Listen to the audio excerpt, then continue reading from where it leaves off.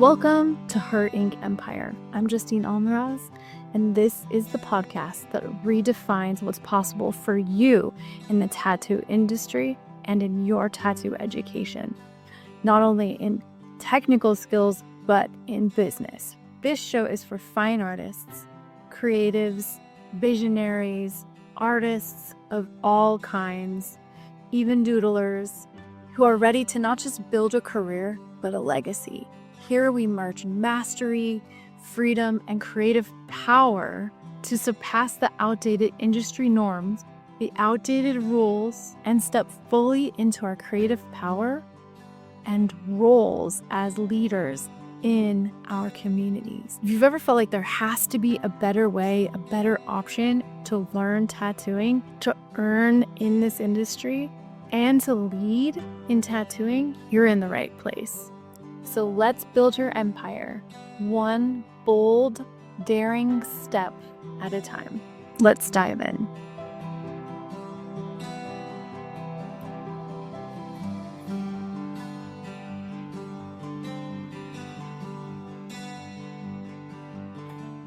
Jessica, thank you so much for being here. I'm so excited to dive into this conversation with you. You have done the greatest thing, which is the leap from going out of a 9 to 5 and into full-time artist. And what an incredible background you have. So thank you for being here today. Thank you so much for having me. I'm really honored to be here to chat and that you've asked me to be part of this. So I'm honored. Thank you. Yeah, I'm honored too. Thank you. So I'd love to know, like, what was it like? You tell us, like, your background. What was it, that little moment that you're like, I'm gonna change this up? What was that like for you inside your brain and your heart? So it's really interesting because I was a full-time finance director of finance and human resources. That's what I did full-time. I have a finance background, business background, and degree. And so in 2015, when I just started painting and creating for fun, that's really all that it was. Even for 2 years of running my art business, essentially, people would ask me, when do you plan on going full time? Are you going to go full time? And I remember saying, no, like I like it being on the side. I like it being just that kind of extra fun thing that I have going on. And it wasn't until around 2017, and mind you, things were a little different back then with social media. We didn't see a whole lot of people being full-time artists, not a lot of people. I mean, Instagram, everything just looked so different then. And I do remember in 2017, there was an artist that I followed that was full-time, and she shared about her journey. She shared about her finances, essentially. And I remember thinking, like, this can actually be a real thing. Like, I never really wanted it to be, but now the possibility is actually there. And I think that in and of itself is so powerful when we see other people doing it and sharing about their journey. I think it gives you kind of the sense of empowerment of that's possible for me as well. So again, I think it's just important for people to share their journey, number one. So then in 2017, I thought, well, maybe I can do this full time, but I knew that my art business wasn't at the proper capacity for it to support me on a full-time basis. So I kind of went through the steps of growing my art business, documenting my finances, again, being the finance person I am, and thinking, what would it take for me to go full time? What do I need? What finances, what income, what tools? And so it took 2 years essentially of like what I would call a financial runway that I prepared for myself to have my business at a capacity of making money that was sustainable and consistent. So it wasn't like I just had a really good holiday season. It was actually a consistent, good year overall. I had enough savings just for that extra cushion to make me feel comfortable. And then in 2019, I took the leap into full time. I set the date and the deadline and the benchmark, and then I went full time, and that's where I've been ever since. So started in 2015, 9 years later, well, 4 years I went full time, and then 9 years later overall, I've been running that art business. That is so impressive. That's so impressive because I have to tell you, you didn't do fine art school, right?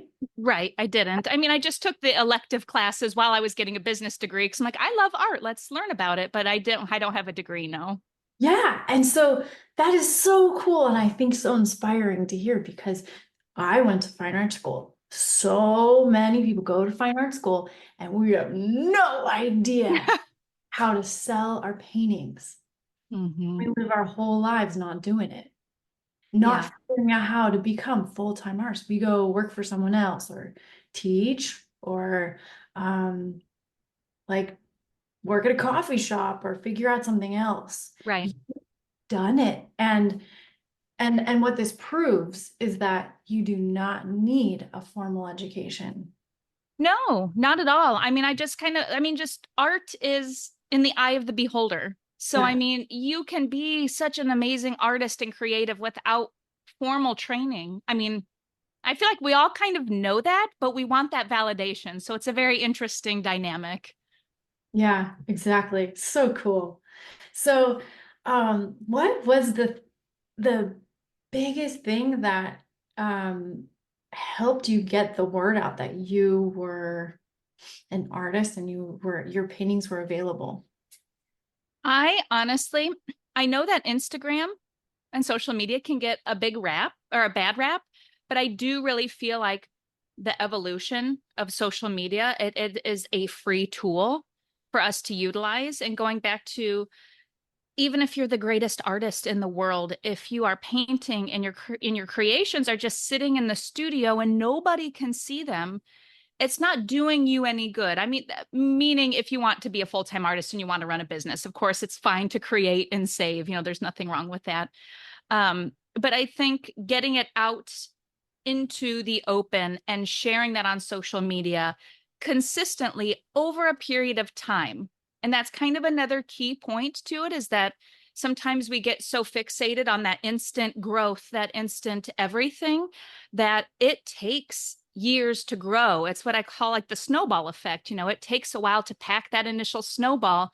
And then eventually, the more it grows, it starts kind of rolling on its own to where you don't have to put in that as much effort right off the bat. So I would really say the main tool really was social media, allowing me to like share my artwork, network with other businesses, network with other local artists. It's really is a powerful tool that can be utilized for good. That's so inspiring. So inspiring. Um, and you started also, I know, body paint, or no, I did body painting performance art, which Uh-huh. reminds me of how you did performance painting, live painting. And Yes. what was that like? Seemed like you did that a lot in the beginning when I look at your resume. Like that was a really big like energy mover. Yes. Yeah. Um, Painting live is intimidating initially, and it really is. And when opportunities kind of popped up, I wanted to kind of shun them away because I thought, I don't know if I'm ready to paint in person. Um, it was also around the time when Facebook just introduced Facebook Live. And I remember thinking, like, this could be really great to set up a camera in my studio and go live on Facebook and paint, but it's so intimidating. But it has been an extremely rewarding thing as well, because when you're starting your art business, when you are starting out, a lot of what you know is that you really need to gain visibility. Essentially, the way to grow your art business is visibility. And the question is, how do you do that? And of course, you could say I'm posting on social media, which sometimes early on can really feel like you're talking to the void. Like there's nobody out there that's listening. How do I bring people in? You think my artwork, people would love it if they just see it, if it just gets in front of their eyes in some way, shape, or form. So when these live painting opportunities came up, it really helped me in a collaborative way with another business reach an audience. And I know that a lot of times their artists are presented with kind of the free publicity route, which is not good. But what I loved about these live painting events was that it was a true collaboration with businesses. They really want to help you and you help them. And together you kind of create this really fun, this fun event that has a buzz and an energy, and you're there live. And people are seeing your creative process, which people don't normally get to see out of artists. So that was really great and inspiring. And you're talking to people in person. They're getting to hear your voice and just kind of learn your personality. You know, some of these boutiques and shops that you're collaborating with or that I would paint live with would hang up my artwork for a season. So there was also that opportunity to have sales and continue to get my name out and create those connections and create that event, that buzz. And from there, you can share that on social media. And doing those live events also helped me create connections with networking, but also like with people, which was wonderful. So some of those connections that I made in 2019 painting live have since became other opportunities up until like a year ago even. So it's kind of like you just kind of weave that into the business and plant those seeds. But even when you do something in your art business and you share it on social media, the powerful thing is that it allows people to see what you're capable of and what's possible. And from there, other boutiques and other places and people would see that I do live painting events. And then from there would ask, why don't we do that at our boutique? Why don't we do that at our shop or for our fundraiser? Are you interested? And so I think going back to sharing on social media being so important because that allows people to see what you're capable of. And those live events kind of created this buzz and this extra oomph of opportunities. Yeah, it just becomes like wildfire, like it just starts burning and burning I and love that. on and on and on. Yes, wildfire. That's a perfect way of putting it. I like that better than the snowball effect. Snowball's good too. Snowball's good too, but it kind of makes me think of debt. Yeah. No, I love the fire. I love the fire. That's cool. That's cool. So, okay, I want to come back to Facebook Live, Instagram Lives. I have questions about that, but I want to hold on that for just a sec so you can remind me to come back to that. But I want to talk about what I know some artists I talk to and myself at times have felt like how do I like morally, ethically sell this art that is coming from like my soul?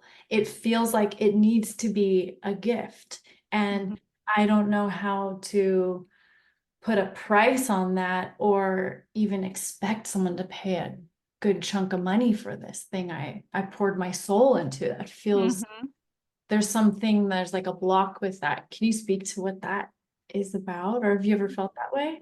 100%. Yes. And I completely understand what you're saying. There are times when people purchase my paintings and I'm just kind of, you do get this weird feeling. It's excitement and you're dancing around, but it's also like, oh my gosh, someone just paid for my art. You know, it never gets old. We never get used to it. It's always this exciting, weird feeling. And I think the important thing, going back to probably my finance background, is to remove the emotion from the pricing. And when you come up with your pricing, I have a very standard structure that's based on like the size of the painting. So I'm plugging like the per square inch price. So that way I don't get caught up in this painting means so much to me versus this painting. It kind of just removes that stress from my shoulders and it keeps things consistent. I think from a business perspective, it keeps things professional. It keeps things streamlined as well, because I do have a pricing sheet a pricing structure sheet in an Excel sheet. So when I go to release a painting or a collection, or if I'm being asked about a commission, it really comes down to me just jumping onto that Excel sheet and looking at the size and kind of going from there. When you raise your prices, it also makes things very easy to just tweak that one pricing per square inch, what I use. And then it just kind of updates everything. So I think the trick is to remove the emotion to help you as the artist and to help your potential buyers and collectors and clients just to kind of be on the same playing field and keep things professional and easy for everybody. I really like that. A system to it, a Hmm. standard to it. Yes. Yeah. Really like that. Yeah. Because it is easy, like you said, to get caught up in the emotion. And there's so much that goes into our art pieces. And I think Mhm. if you just treat it like not just like a number, but have a system to it, absolutely, then that kind of helps everybody along their process. I like that too, because then you can you can literally see it and then refer back to it. And Hmm. then thinking about it, it's like this is what it is. And if you want to go bigger, it's this. And you have that set and in stone sort of. And then if you want to go and tweak it and give yourself a raise, you just go up a few numbers, right? Absolutely. Yeah. And that saves you so much time, especially if you create in collections. You don't have to go to the drawing board every time and kind of recalculate the different sizes or what did I charge for this size last time 2 years ago, and now it's this size. So I like yeah, that. I think just standardizing it is the way to go, 100%. I really love that. Thank you for Oh, no, of course. Take that. that and run with it for sure. That's cool. Um, okay, now back to the Facebook Live and Instagram thing. Yes. Okay, so you went out and you went into the world and did it. You were also doing Facebook Lives and painting. Did you do Instagram Lives? Like, what's the difference between all of them, or which one did you feel like was the most successful for you? Well, it's interesting that Facebook initially was where I started with the social media process. At the time, Instagram really was just a photo. There wasn't stories. There Right. wasn't even Instagram lives. Instagram lives came about because of Facebook lives. And so when I started, I created my art business account on Facebook, promoted, actually reached a lot of people. And then of course, Facebook Live came out and that created that opportunity. And then I would say maybe around 2016 or so, I jumped on board with Instagram and really was like, okay, I'm going to start posting photos of my artwork. So then it just kind of became a photo portfolio. And it was really nice to be able to grow with Instagram from that time because then they really took off and they started their stories and you were able to reach so many people and grow so fast and just being part of it from, I wouldn't say the beginning because that's definitely not the beginning of Instagram, but of this growth on social media. So it started on Facebook and then kind of catapulted into Instagram. So I've kind of pushed Facebook a little bit to the side just because the Mhm. reach hasn't been great. It hasn't been wonderful. Um, and it's just kind of all about as our businesses go, things change and evolve. And we just have to be willing and open to doing the same and just kind of moving right along. I think I've noticed that too with Facebook. It's sort of dying out. Like the party's over on Instagram, or do you notice the party changing and going somewhere else? I wouldn't say going somewhere else in total. It's more like another party's popping up somewhere else. Like, TikTok is a big party Yeah. place. It's just the content's a little different. The audience is a little different.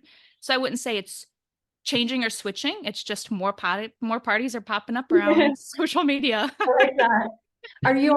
Are you really working on TikTok too? I haven't checked that yet. I'm not. My capacity is very limited and I practice what I preach. So I always say show up on like one or two platforms, or else you're spreading yourself too thin. So even though I am on TikTok, but I really don't invest a lot of time and energy because I don't want to water down any of my other things that I'm working on, like Instagram being number one, my newsletter is number two.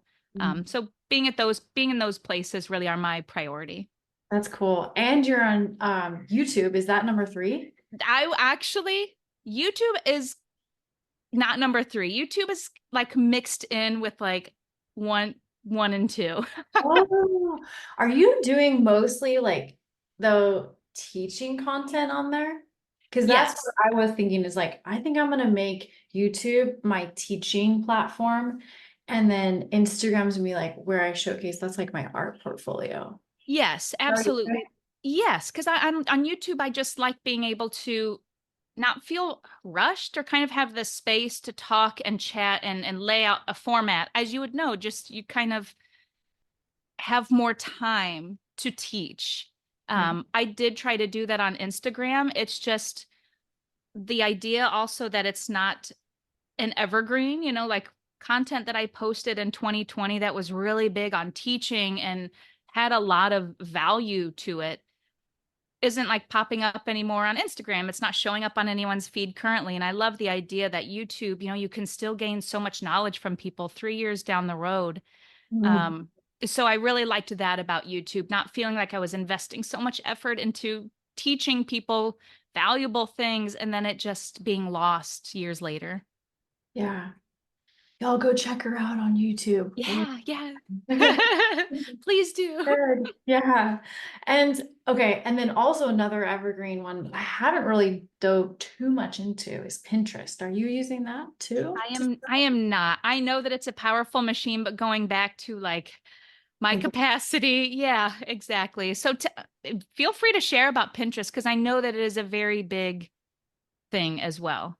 Yeah, see, I'm with you though. I'm really like hunkered down on Instagram. That's been my focus, and then I'm moving into YouTube like you are. So Yeah. we're on the same page there, and I've dabbled in it, but I just know it's evergreen also. And that means like you can constantly have your posts pop up for different things. It works really well for artists or tattoos. Like a lot of people are searching there and they want to buy. And I heard that it's a demographic of mostly women that are ready to shop or they're planning things in their lives. Yeah. And they have disposable income. So I think that's a platform like I soon want to venture and put more energy into. Just wondering if you'd done that. But Yeah, I haven't, but I do know it's a very powerful search engine. So it completely would make sense for some people to just kind of really dive all in. I'm in the boat of do less and do less better.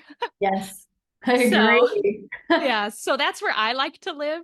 Yeah. So where would you say most of your art sales are coming from? Is it Instagram? Yes, I would say a big part of my audience has been through Instagram. I feel like always Instagram. I can just talk about Instagram all day and what it's done for my business and what I think it could do for other artists' business. It Oh, has been the key to my networking, my growth, my sales, and reaching ideal designers and humans. It's been absolutely wonderful. I know that it can have a dark side and it's not all hunky dory all day, but it has been a very powerful tool for my art business. Yes. I love that. And I love your positive energy about it. And that is inspiring. And I think it's a wonderful, magical place too. And that's really Yeah. cool. And you're really, really selling and connecting and using it to its fullest potential, which is, I mean, it's a free resource. This is Yeah. Mm. Yes. So if anyone's feeling discouraged about Instagram, like it does take time and to just give yourself grace to know that it's not going to be instant growth, but you don't need a lot of followers to really meet your ideal buyers and ideal clients. The numbers, don't get wrapped up in the numbers game. It really is just getting in front of those key people for sure. Yeah, really cool. Um, how do you receive requests? Is it through DMs or do you like them to email you? Are you open to all of it? They have come in several ways. When it comes to specific commissions, a lot of people will go through my website since I do have an area of commissions where it kind of explains them a little bit. People can jot down the size that they're interested, kind of the idea or concept. If there's a painting I've created in the past that they kind of want a similar color palette or design. And then other opportunities come through in my Instagram DMs, whether that's from designers and people as well do contact me through that. I would say it's kind of a blend of both through Instagram direct and also through my email and through my website being emailed that way. Cool. Cool. Thanks. Of All right. course. I want to know if what's your experience with art galleries? I would say I haven't had a whole lot of experience with art galleries, so I can't speak to that topic a whole lot. However, when I was a director of finance and human resources, it was part of an art organization that had a gallery and exhibition space. Ah, So I can speak to the non-artist side of it, um, and how that all takes place and the feelings behind that, because I know that some artists like to go the gallery route. Some artists are anti-gallery and don't like that the gallery takes X amount of percentage, which I can understand. But being from the other side, and a lot of times that cut is 50-50. Whether anyone thinks that's fair or not fair is everyone's own prerogative. So I definitely can't speak to anyone's emotions around that. But the art galleries, they do put in a lot of time and energy, and it's not just the curator's time and energy. I mean, even behind the scenes, being the finance director, I was putting in energy for artists, between cutting checks and just reaching out to artists and talking about things. So when they do take that cut, it is valid that they do get some kind of kickback. You're getting their promotion, their marketing, their experience, their time, their audience, if I haven't mentioned that yet. There is a lot that goes into artists behind the scenes from a gallery. So me seeing it from that perspective, I think galleries are wonderful. They create a great opportunity for artists to kind of get out and be in front of a new audience and create buzz for their business and really help their portfolio. But I can also understand how some artists don't want to or need to take that route. If they're creating a lot of sales through themselves, through their website, they may not see a need to venture out and continue to grow if they're happy and doing well with where they're at. So, was that your experience too? Because you knew that side, you knew that that was possible to go that way, but you didn't choose it. no, not really. I mean, and I really have done well on my own. So I'm not cool. against working with galleries at all. I do know it takes some time and effort and work to, work together with them and find them and collaborate. But so I'm not against it by any means. It's just so far I've been just fine selling through my website and selling through my networks. Yeah. So So cool. And then you keep 100%. I keep 100%. I mean, mind you, like the shipping fees and all of that stuff. But yeah, there's Sure. no additional payouts. It's just all of the business. That's so cool. Yeah. Full control of every aspect of it too. Yeah. Really cool. Yeah. Awesome. I hope Um, that helps. I know that that's oh yeah, it's so helpful. It's so helpful. Like I had a gallery representing me and it was good in the beginning and then it went way south and just like couldn't, I'm like still over 10 years later waiting to be paid out and I think they lost my art and it's been a disaster. oh So my gosh. I've heard that's very common that many galleries are very unorganized and I mean it would be great if it worked out great and I know there's some that are phenomenal. Hmm. But I also really love being able to understand how to do it yourself Yeah. and feel that you have like power and understanding with this stuff, which makes me want to talk about like what you do and in how you have this incredible background in service and these offerings around learning taxes and learning the Mm. business aspect of it and you're empowering artists to take that into their own hands and be like, this is actually really fun and this is actually really easy and actually you can do it and you can Yeah. do all of it. So here you go, right? Yes. Yeah. I'm all about sharing and simplifying all things art business and like art finance related 100%. And what you were saying about the gallery, there is something about having the power, like something powerful, having that autonomy over your own art and art business and how it's presented and how it's shared. And just so I'm so sorry that that was your experience. That sounds horrible, but It's okay. It's all, I mean, I'm not like 100% like you against it. I think there's Mhm. like pros and cons to all of it. And if you find one that works for you, like go for it, you know? 100%. I also find too, like they're not going to be showing your work all the time. So if you want to be full time and you want to be selling your art full time, then everyone follow Jessica. She's do it, you know? I And I love don't it. think so. I'm kind of like, I think that the way I was led was misleading. I was misled going through the system, the educational system, this Mm-hmm. system. Okay, after we finished art school, we have no business. And then I was begging my teachers to teach us business. And they really didn't know how because they went the gallery route. They stayed inside the little tunnel that takes you from undergrad to grad. To grad and then to grad school and then to teaching as a Mm-hmm. professor and then get in a gallery here and there. And like you can't really live off your art, so you're gonna teach. You know what I Yeah. mean? So it's kind of setting yourself up for this interesting paradigm of needing something else in order to support your own business. Yeah. Yeah. Mhm. Yeah. And that is an interesting thought, just going back to like the whole gallery. Um, and I had the thought and then I lost it. So maybe if it pops back up, I'll talk Sure. about it. Yeah. All good. And maybe we weren't supposed to, so all good. Yeah. But yeah, can you tell us about like what are you teaching? I know we're like tax season's just ending and but there's a lot that we can prep now for next year. And you Yes. have some incredible resources around that and setting up your business efficiently and easily and simply. And would you like to share about that?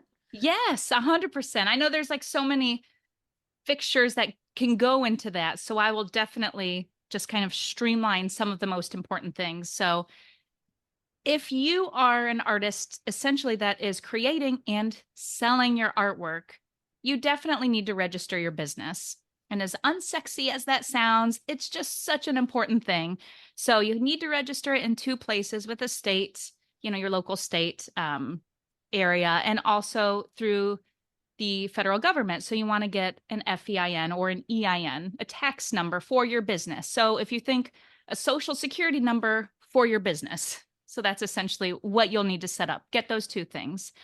And then from there, you'll need to open a checking account for your business. It's so important to separate your finances, your personal finances from your business finances. And in order to set up that checking account, you need that federal tax ID number. So that's kind of the steps that we're taking. After that, then you will need to document your finances. If you are someone that wants to become a full-time artist one day, and when I say this, I do want to be sure that I cover any misconceptions about being a full-time artist. It's not a necessity. If you are someone that enjoys creating and selling artwork, don't feel like you need to be forced into do it full-time. You can have a full-time job and be a part-time artist. You can be a full-time artist with a part-time job or just full-time artist altogether. Like there's no right or wrong. And I would not want any artist to feel like there's a certain path, kind of like you were saying about you have to go the gallery path or you have to do this. The beautiful thing about running a business in general, but running your own art business is that you get to call the shots, you get to make it look like you want it to look like, and you get to dictate how things roll. So first and foremost, whether or not you are full-time, these are still things that you want to be doing. So then you want to document your finances. And it really is as easy as your income. So the money that's coming into the business, all of that money should be coming into your checking account that you set up for your art business. So let me just specify that as well. And then all of the expenses. So anytime you pay for anything, studio rent, supplies, all of those things, those will be documented as expenses. You can put those through your business account as well. So don't use like a personal credit card, get a business credit card through the bank, anything like that, but definitely have that set up to, again, separate your finances.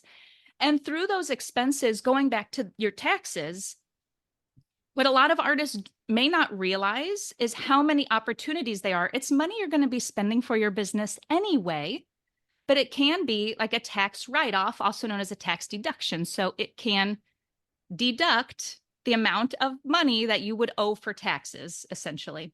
Now, I am also want to throw out this disclaimer that I'm not a financial advisor, so always check with your tax professional. And that's what I share in one of my YouTube videos. I'll also include some of that information in the free gift that I provide people as well, because I think it's so important to know when you go to do your taxes at the end of the year. You don't need to, it's, there are things that you're already paying for that can help reduce the amount of taxes you're going to owe. Mileage on your car, studio rent, whether that's in your home or an outside studio. Different states are a little different with regards to that. So that's very important. It's just documenting your finances 100%. The next thing I would say, of course, when it comes to wanting to go full-time or run an art business, really is to grow the art business. So going back to what I mentioned about my journey was in 2017 when I thought it would be great to be a full-time artist. But knowing that I couldn't financially sustain myself with where my art business was at that point. I really want artists to set themselves up for success and not think, oh, I want to leave my job, so let me go try to be an artist and see how that goes, yet not have your art business like really set up or squared away yet. I want artists to really go back to that empowering route of knowing what you need to have a sustainable art business. So kind of going back to the finances again, 3 main things I do want to mention. If you do want to take the full-time artist route, document these 3 numbers, and this will be part of my free gift as well, because this is an important step to knowing when is my art business going to be able to support myself? When can I become a full-time artist? Because I want to remove that someday. I want to be a full-time artist and actually know when you are capable of doing so. So when you're a full-time artist, your art business is supporting you. It's supporting your business. So the 3 numbers you want to document, of course, is your personal finances. So just kind of pull together 3 to 6 months worth of maybe your groceries, your utilities, your mortgage, and your rent, anything that you, the person, are paying for. The second set of numbers, I would say, are your business expenses and things that you're paying for your business. So your supplies, your studio rent, your subscriptions that you have maybe for your website, things that you're paying with regards to that. And the third important piece to not look over really is any additional things. So if you have school loans, car loans, credit card debt, all of these savings, so if you're saving for retirement, document all of those numbers on a monthly basis. And that grand total is essentially what your art business should be bringing in on a monthly basis. Now, that number can look scary. So I will say that, but it is definitely possible. Knowing that number is really like a compass. So mind you, there's ebbs and flows in an art business. So some months you're making so much money, some months there's just a little bit of a lull, and that's completely normal. But knowing that number again is your compass of knowing how much your art business should be bringing in order to be sustainable and support you, the human and the business, if you don't plan on having like a part-time job to supplement that amount. And again, knowing that amount is very powerful of knowing I can leave my full-time job because my art business can cover maybe like 80% of these expenses, but I may need to supplement with maybe a small part-time job on the side for a little while as I continue to grow it. So those really are a lot of main things. And before making the transition, I will always recommend having some money saved up on the side. Again, for those ebbs and flows. And when you do transition to full time, you're not in panic mode thinking, I've got to create and sell in order to sustain. Having a little nest egg for yourself is very powerful. And so those are kind of the steps that I would recommend for sure for anyone that's wanting to start an art business or grow it to a full time. All of those steps are very important. Wow. Well said. It's a Well lot. described, explained. Thank you. Those Of are course. the amazing basics of it all. And I found, it's so funny, it's like I only learned about what a profit margin is last year. It's crazy, but it's understandable. There's no shame in that. I mean, who's going to teach you? I mean, it's just like, that's kind of the thing is we're running businesses, but we don't really know where to look. We're not being taught that. So that's a gap that I would love to fill just to help artists, I mean, it doesn't have to be scary. It's just, Yeah. it can be easy. Yeah. And when you have that system in place, then too, it's going to help make sales easier. Yes. You have the system set up and the organization and the understanding of like, oh, wow, actually, I need to sell this Hmm. because there's actually like not only just my time and my heart and my soul, but we've got a lot of materials in this and we need to recoup that. Yes. So I have the energy and ability to continue to produce and share my creative gift with the world. 100%. Love that. You know what I mean? Yes. And I think that it's all like full circle, because when you know what you need financially, then you have the artwork, it kind of becomes this motivation to do the social media and the marketing. Because a lot of artists, that's another thing of like pulling teeth. And I completely understand. But then you're a little more motivated, because if you're running an art business, it's not a non-for-profit. Like, it's okay for you to make money. It's nice for you to make money. That's the whole idea, is that you're creating artwork you're so passionate about and you love, and you want it to be in the hands and in the homes of people that love it and appreciate it and just find so much enjoyment and happiness when they look at it in their like, that's the ultimate gift. And Yeah. so when you think about it from that perspective, it's like, yes, I want to market this. There's no reason not to. It's not just to make money. There's a purpose behind it as well. So I think when we kind of remove the shame around selling our artwork, like, we're not a real artist if we're not in it just for our heart and soul. It's like, well, if we're wanting to run an art business, it's not, we want to make money as well. And there's just got to be that happy marriage of earning that income mixed with finding the proper people and just sharing the gifts that we're given. Yeah, absolutely. Yeah, we can start the nonprofit after we have everything else taken care of and fat bank accounts that Yeah. we can actually like do something and give with. Like Yes. that's my goal is how do we empower and our like the whole point of this series is to get the tools to figure it out to be how to become overflowing financially with our health Yes. energy levels and our abundance finances so that we can give that overflow to everyone that we want, 100. you know? Yes. 100%. I think that's absolutely a beautiful way of putting it and a beautiful perspective. So this is awesome. Yeah, and so like doing the hard stuff, like we don't want to do the finances, it's hard to sell, it's hard to show up on social media. Like I do it because it is filling that cup so I can give because that's the big vision. So having that deeper purpose like makes this stuff uh edible. Yeah. Like Yes, I can eat the absolutely. vegetables if I know what that outcome is, what that purpose is on the other end of that, you know? And yeah, that's a beautiful, I mean, I keep responding with, that's a beautiful way of putting it, but it really is, of having that purpose behind it. Chef's kiss. That's beautiful. Cool. Yeah, I'm glad you feel that. Yeah. Yeah, and I think that's the way you're talking about it makes it so digestible. Good. And simple to implement. Good. Good. And that's the hope, because I do feel like when it's an unknown thing, it's very overwhelming. And then we just kind of ignore it and put it on the back burner and say, I know I should be documenting my finance, but I don't know how to begin. So that's why, or how to run an art business or how to start an art business.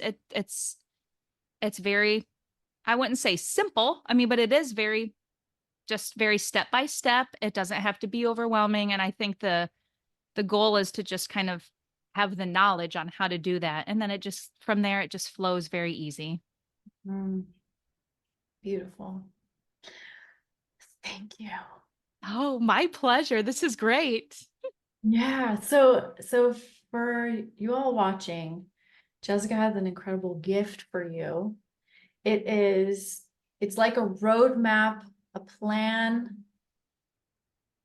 how to eat your vegetables and enjoy them.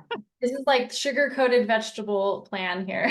Yeah, but the healthy kind of sugar. Yeah, like some sugarless sugar that I put on in my dessert. Yeah, Yeah, yeah, it really is like a financial roadmap financial runway to, and it'll include things on how to start your art business, how to know when you're great to go full time. So like what finances you should be documenting if that's a route that you want to take.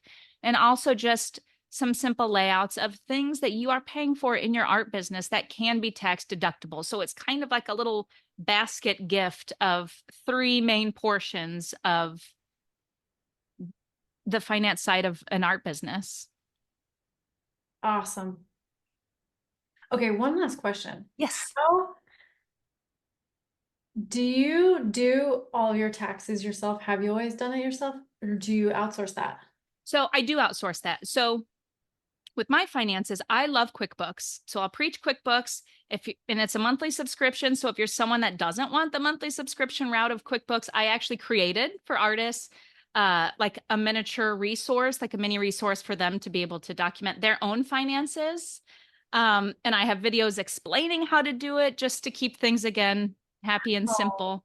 But I always recommend I use a CPA. So I do document my finances in QuickBooks to where I have all of that information handy of my income, my expenses, everything. And then when I work with my CPA, then they kind of provide me a sheet to where I really just plug and play all of those numbers from my QuickBooks, from my profit and loss statement is what that is called every year.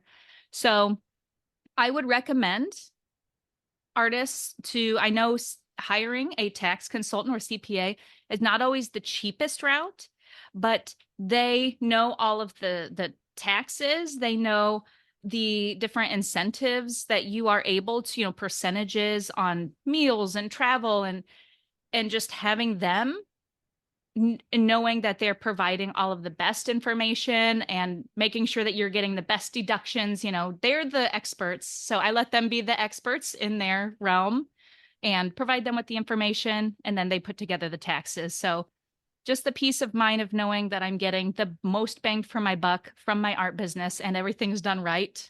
I will happily pay for that. Yeah, totally.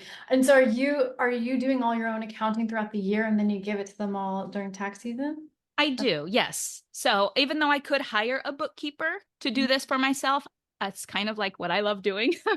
Awesome. So just every month, I just update my finances on a monthly basis. I do a little bank reconciliation and yep, I like to stay on top of them to see every month, what's my income look like? What are my expenses like? Because I do think knowing your numbers as an artist and business owner, yeah, it's so important. It's so powerful. And so this is why I preach what I preach, just because you can't run a sustainable, healthy art business if you don't know your numbers. So know the numbers, live in the numbers. It doesn't have to be hairy and scary and take away from your creative energy by any means. It doesn't have to be a daily thing either. So that's why I do it once a month, essentially.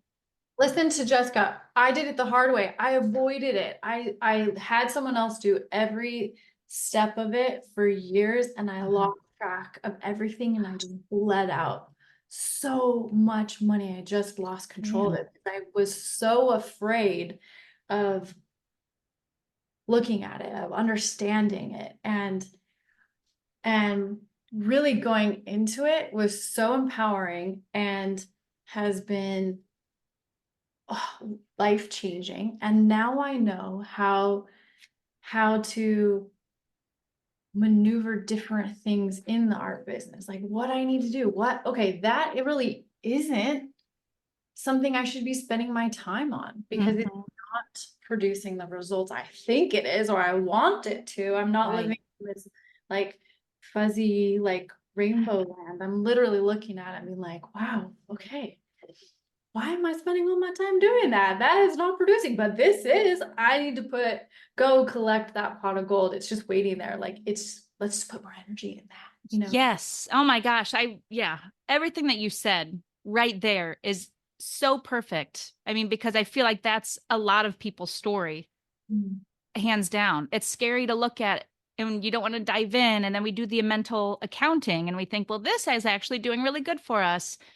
And then when you look at it, it is very empowering. It really is empowering knowing your numbers and what's working and what isn't and what to double down on and what to kind of like push aside for a minute. I mean, everything that you said is just a beautiful representation on why your business finances are so important. And just hearing how empowered you are about the numbers and everything like that's very inspirational in and of itself. So thank you for sharing that. Yeah, and thank you for doing what you do, because it re-inspires me to hear you say it. And I'm like, I was just the messiest, like out of control, just free flowing out there, minded artist, and like getting more grounded and rooted and stabilizing things and like looking at the mess and not crying too much, but like like, all right, we're gonna do one little thing at a time and clean Yes. this. That's been, it's empowering. It's empowering. It's empowering. It's empowering. So the more you can just find the joy and the purpose, that bigger purpose in it, that will help you through it. Plus your guides too. So thank you for creating them. Of course, it's my pleasure. I'm sure they'll be helpful. So Yeah. I'm excited for that. Awesome. Anything else you want to share? Any other last bits of advice or anything for an artist starting out? I would really just say the words of encouragement, as always, because I feel like we need to hear encouragement on a very often basis, but to know that growth is slow. It starts off slow. And it makes me sad when I see artists that try and they didn't see things pop up right off the bat and then they give up. And I just want everyone to kind of, when you come across artists that you love and you enjoy, learn a little bit about their stories. See when they actually started and how long it took them. I think just having that reality check is very empowering. Everybody's journeys are different too. So remember that there's no cookie cutter, one way fits all. But I think that reminder that growth takes time, things take time. And so just continuing and don't lose hope in your business and in your gifts, because I just feel like where we're at in social media, everything looks so instant, but it takes the ones that stick around. They've been around for a while. They've seen a lot of things. They've done a lot of things, and they have put the work in over the years. They pounded the pavement. So just wanting to kind of keep that hope of it's okay if you don't see things right off the bat. That doesn't mean it's not working. Beautiful. Thank you so much. Oh, you're welcome. Thank you for asking me to chat with everyone today. This has been really good. Awesome. What an honor to have you. Thank you, thank you, thank you. Thank you so much for listening and being a part of Her Ink Empire. Remember, this is only the beginning. Your empire is already unfolding. Until next time, stay bold, stay aligned, and stay true to you as you build your artistic legacy.